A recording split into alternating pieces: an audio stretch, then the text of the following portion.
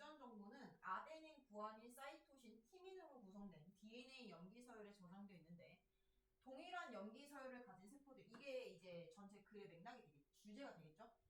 동일해도 유전자 발현 양상이 다를 수가 있는데 이것을 후성 유전이라고 한다. 이게 뭐냐면 서열의 변화 없이 변형을 통해 조절한다라는 겁니다. 그래서 DNA 메틸화, 히스톤의 아세틸화 등이 있다. 그래서 어쨌든 후성 유전, DNA 메틸화, 아세틸화 얘기하려고 밑밥을 이렇게 깐 거겠죠. 자, DNA 메틸화가 뭐냐? 유전자의 전사 조절 부위인 프로모터, 사이토신에 메틸기가 부착되어 특정 유전자의 전사가 억제되는 과정인데 키워드는 그거예요. DNA 메틸화는 전사가 억제되는 과정이에요. 이 과정은 주로 사이토신과 구아닌이 인접한 서열 CpG에서, 이게 아마 사이토신이고 이게 구아닌이겠죠? 여기 인접한 서열에서 일어나며 DNA 메틸화 효소의 촉매 작용으로 촉진이 됩니다. 자, 메틸화된 DNA는 전사 인자들의 결합을 방해하는 구조를 형성하여 당연히 이렇게 되겠죠. 메틸화가 끝났어. 그러면 결합을 방해할 거기 때문에 정지 신호 역할을 할 거예요. 똑같은 단어잖아요. 결합 방해랑 정지 신호랑. 뭔가 방해를 하고 정지할 거예요. 반면 히스톤의 아세틸화는 전사를 촉진시킬 건데 이거랑 반대된다는 거잖아요. 그러니까 DNA 메틸화랑 히스톤의 아세틸화가 전반적으로 반대의 개념을 띠고 있다는 거야. 얘는 촉진할 거예요. 얘는 파란색으로 해야겠다. 히스톤의 아니 이거 말고 히스톤의 아세틸화는 전사를 촉진하는 건데, 그러니까 얘는 방해시키고 메틸화된 DNA 메틸화는 방해시키고 히스톤의 아세틸화는 촉진시키는 건데, DNA에 감겨있는 단백질 구조체인데 그 꼬리 부분에 라이신 잔기에 아세틸기가 결합하면 느슨해져요. 상호작용이. 이는 마치 실타락이 풀리는 것처럼 전사 인자들이 DNA에 쉽게 접근할 수 있도록 하여서 유전자 발현을 촉진시킨다. 반면 히스톤 탈아세틸화 효소는 아세틸기를 제거하여 얘의 구조를 조밀하게 만든대요. 근데 당연한 거 아니야? 이거잖아. 얘는 촉진시키는데 여기에서 탈한다며. 그럼 이거의 반대잖아. 얘가 촉진시키니까 당연히 얘는 억제하겠죠.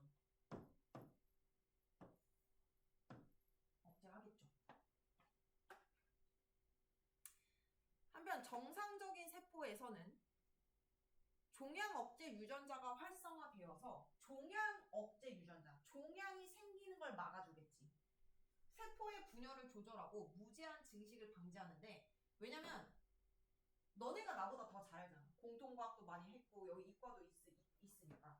원래 암이라고 하는 거는 뭔가 생식세포든 생장세포든 많이 발달될수록 암에 걸릴 확률이 더 높아져요. 이게 무슨 말이냐면 한 번도 출산을 안 한 여성이 있고 출산을 한 2번 정도 경험한 여성이 있다고 쳤을 때 난소암에 걸릴 확률은 이 여자가 더 높아요. 한 번도 출산을 경험해보지 못한. 왜냐면 출산을 했다는 건 임신을 했다는 거잖아. 임신을 하면 10달 동안 생리를 안 하잖아요. 근데 이 여자는 출산 경험이 없으니까 계속 생리를 했을 거 아니야. 그럼 계속 생리하면 난소가 계속 만들어졌다가 한 달에 한 번씩 계속 나왔겠죠? 그러면 생장 속도가 이 여자보다 빠르다고. 그러니까 뭐든지 암은 그게 많이 발현되고 과하게 만들어지면 암 걸릴 확률이 올라가는데, 그러니까 무제한 증식을 방지시켜준다는 거야. 정상 세포는. 이게 너무 많은 일을 너무 많이 하면 암에 걸리니까. 투머치 일, 암에 걸리니까. 그런데 후성 유전적 시스템에 오류가 발생하면 이게 무너져요. 그러니까 뭔 소리예요? 암에 걸릴 확률이 높아진다는 거겠죠. 억제를 잘 못 시켜주니까. 예를 들어 종양 억제 유전자의 프로모터 부위에 DNA 메틸화가 과도하게 일어나거나 1. DNA 메틸화가 과도하게 일어나거나 2. 히스톤에서 아세틸기가 제거된다면 해당 유전자 전사가 억제돼요. 2가지 존재가 아닌데 전사가 억제되는데, 이러한 오류로 종양 억제 유전자의 기능이 상실되면 조절 시스템이 붕괴됩니다. 그래서 세포 자살 프로그램이 비활성화되면서 정상적으로 있어도 안 죽어요. 그래서 암세포로 변질되겠죠. 좀비 세포. 암으로 변질한다라는 겁니다. 청소가 안 되니까. 그래서 결국에는 이거 얘기하려고 한 거죠. 항암제 얘기하려고 한 건데 기존의 항암제는 비정상적으로 어쩌고저쩌고 초래했다. 이거 얘기했잖아. 항암이 무서운 이유는 뭐라고 했어? 정상세포까지 싹 다 죽여버리니까. 그냥 후쿠시마 원전 폭탄이라고 생각하시면 돼요. 그냥 다 죽이는 거야. 그래서 문제가 생겨. 그걸 이제 해결하려고 만든 게 새로운 항암제야. 얘는 이거를 복원하는 거야. 그래서 행동하도록 유도하는 거야. 그러면 정상인 애랑 정상세포랑 비정상세포 모두를 싹 다 죽이는 게 아니라 건강하게 작동을 하도록 유도하니까 상대적으로 좀 괜찮겠지. 기존의 항암제보다. 후성 유전적 항암제인 오아자사이티딘과 오아자2디옥시사이티딘과 같은 약물은 DNMT를 얘네를 저해하는 작용을 하는데 이 약물들은 종양 억제 유전자 프로모터 부위에 과도하게 일어난 메틸화를 제거함으로써 아까 여기 DNA 메틸화가 과도하게 일어나면은 억제된다 그랬잖아요. 그래서 암세포를 한다고 했으니까 얘를 제거함으로써 전사 기능을 회복시키는 거예요.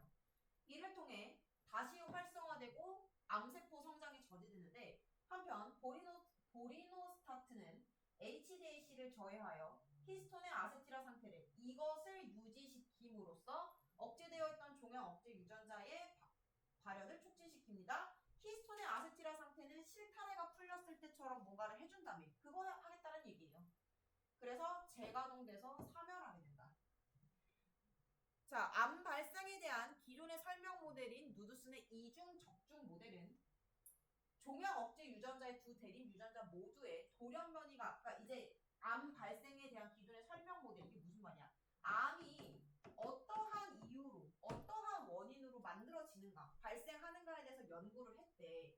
그래서 이중 적중 모델에서는 두 대립 유전자 모두에 발생해야 된다라고 생각을 했는데 근데 여기에서는 그러나 후성 유전학의 발전에 따라 확장된 이중 적중 모델에서는 경로가 더욱 다양해져. 그래서 하나의 대립 유전자에는 돌연변이가 다른 하나에는 후성 유전적 오류가 발생해도 종양이 발생할 수 있어. 더 나아가 모두의 후성 유전적 오류만 있어도 암이 발병할 수 있다는 것이 밝혀졌어. 그래서 훨씬 더 복잡하다는 거지. 후성 유전적 오류는 돌연변이와 달리 가역적 특성을 지니기 때문에 적절한 약물 치료를 통해서 돌아올 수 있는데 암종에서 효과를 보이고 있으면 임상 연구 진행 중이다. 여기서는 그 문제 나올 수 있는 법한 게 과정이랑 기존 모델과 그 지금 현재 모델의 차이 뭐 요 정도 나올 수 있겠죠.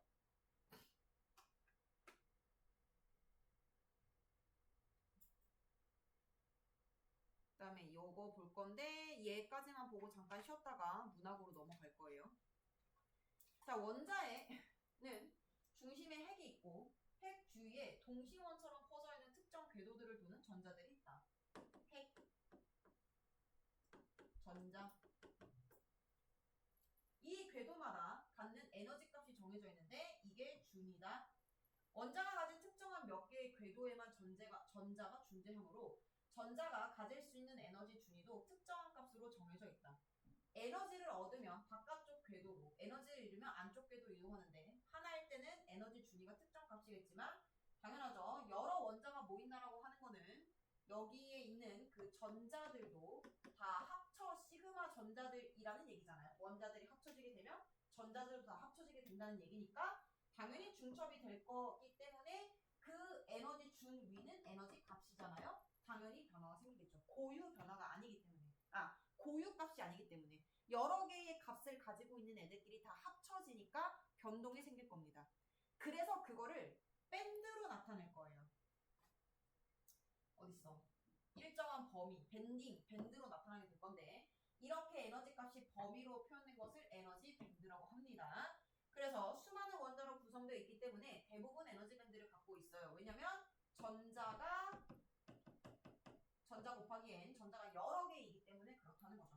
그래서 낮은 에너지 상태가 되려는 성질이 있다라고 하는 거는 안정적인 상태로 돌아가려고 하는 게 있다는 거잖아요. 안정적인 상태. 근데 모든 것들은 다 그러잖아요.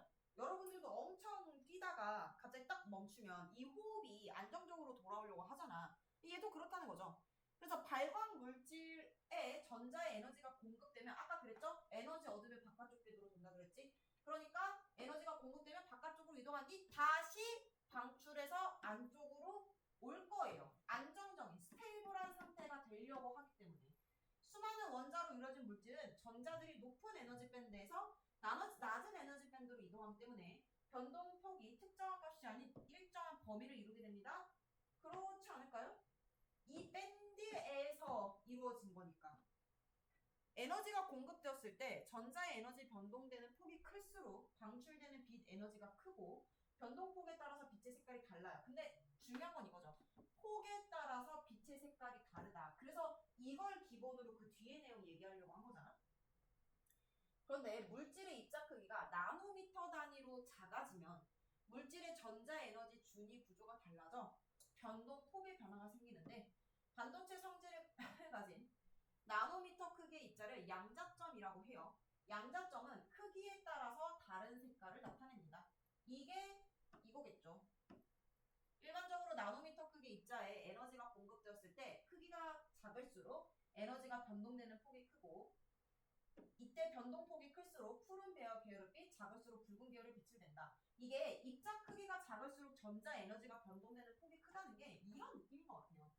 여기 뭐 이런 그래프가 있을 때 얘가 작으면 이렇게 갔다가 이렇게 갔다가 이렇게 갔다가 이렇게 변동폭이 클 거 아니야.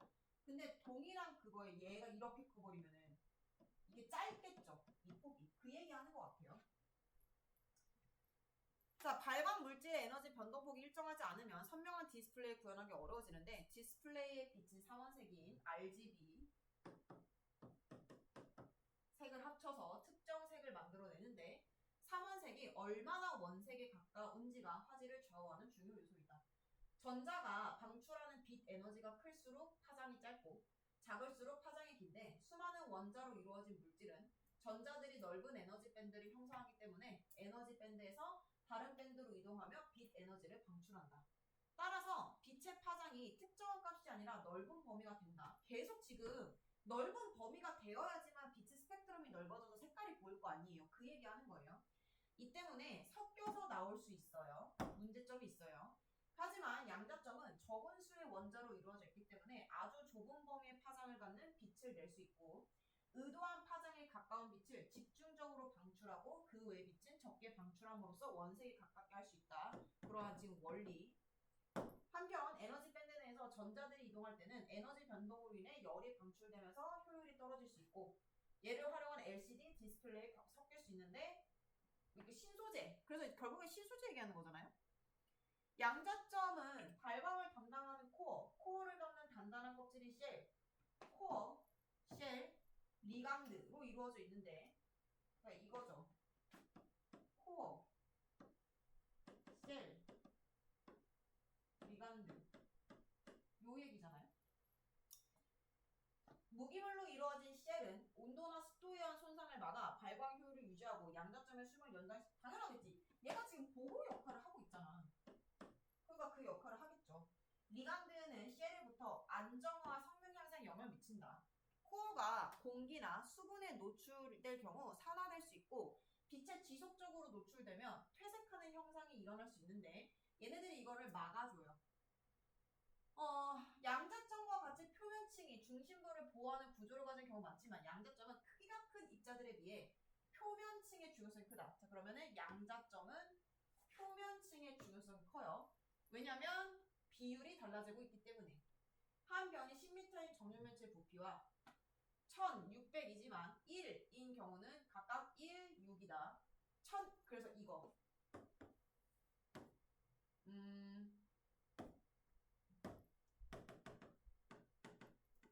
실질 비율의 차이가 있기 때문에 그거를 중심으로 보라는 얘기예요. 코어의 재료로 사용되는 원소 중 하나의 카드뮴 독성. 그래서 이거 독성이 있어서 갈륨, 인 만들고 이것도 뭔가 문제가 있어서 리간드를 최적의 상태로 쓸 거다라는 게 이 글의 핵심이에요. 이제 여기까지 과학하고